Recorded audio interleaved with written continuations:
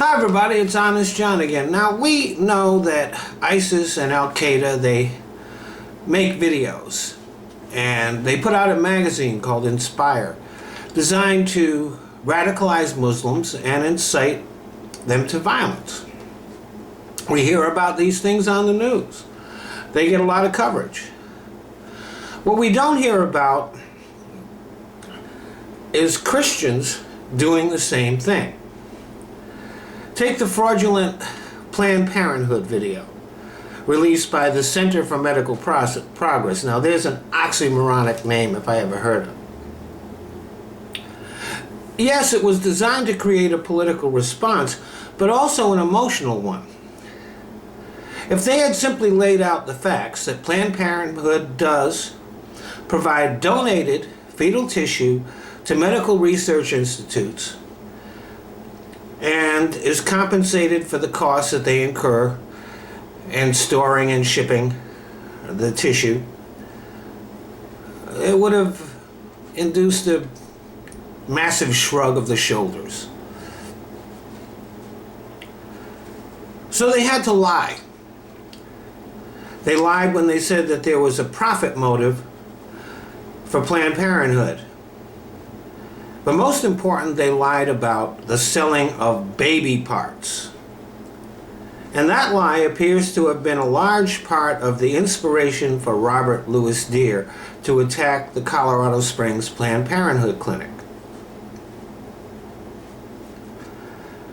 The terrorist group Operation Rescue has a book written by Troy Newman and Cheryl Sullinger, who is a convicted terrorist, that calls for the execution of healthcare workers who perform abortions. They also published the names and addresses of abortion providers. And the reason for this is to incite violence towards those people. Now, you might say, well, Operation Rescue and all that, that's on the fringe of the anti-abortion movement. That most anti-abortion people are moral and nonviolent. But you look at the rhetoric, the mainstream rhetoric. Abortion is murder. That's what they say. They don't say abortion is a legal medical procedure which I am opposed to. They say abortion is murder. They call healthcare providers who work in clinics that provide abortions baby killers. They never mention the fact that they do a whole lot of other things,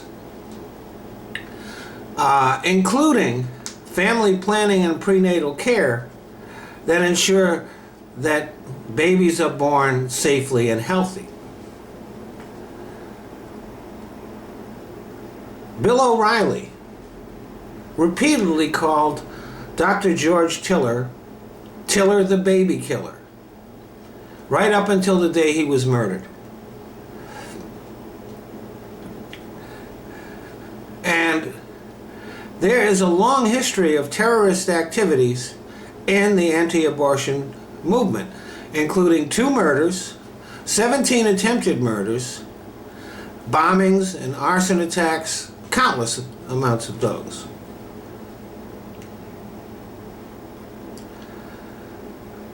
So these types of propaganda are designed to radicalize Christians and incite them to violence, just the same as ISIS and Al-Qaeda propaganda is designed to invoke Muslim violence.